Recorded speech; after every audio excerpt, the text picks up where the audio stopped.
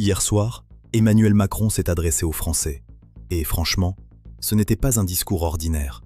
On parle de guerre, de porte-avions déployés, de 400 000 Français coincés au Moyen-Orient et d'un détroit fermé qui fait trembler l'économie mondiale.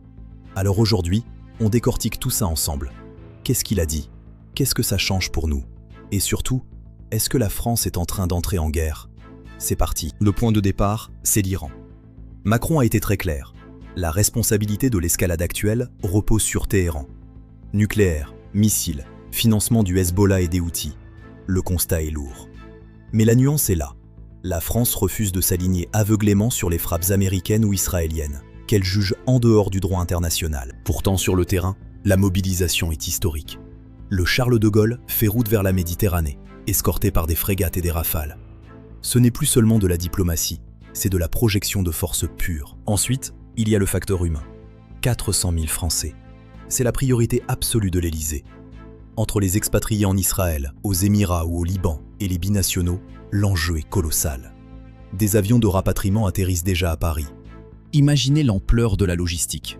Protéger et évacuer des centaines de milliers de personnes sous la menace de drones et de missiles.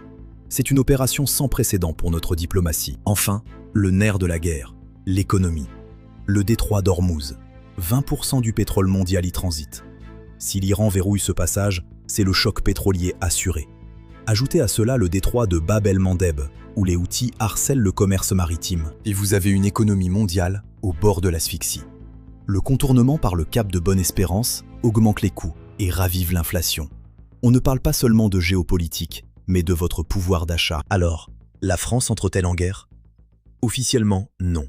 Mais nous sommes en première ligne pour protéger nos intérêts, nos citoyens et la stabilité mondiale. Le discours de Macron marque un tournant, la fin d'une certaine insouciance européenne face au Moyen-Orient. Et vous, qu'en pensez-vous? Ce déploiement militaire vous rassure-t-il ou vous inquiète-t-il? Dites-le moi en commentaire et n'oubliez pas de vous abonner pour ne rien rater des prochaines analyses sur GPS, Géopolitique simplifiée. À très vite.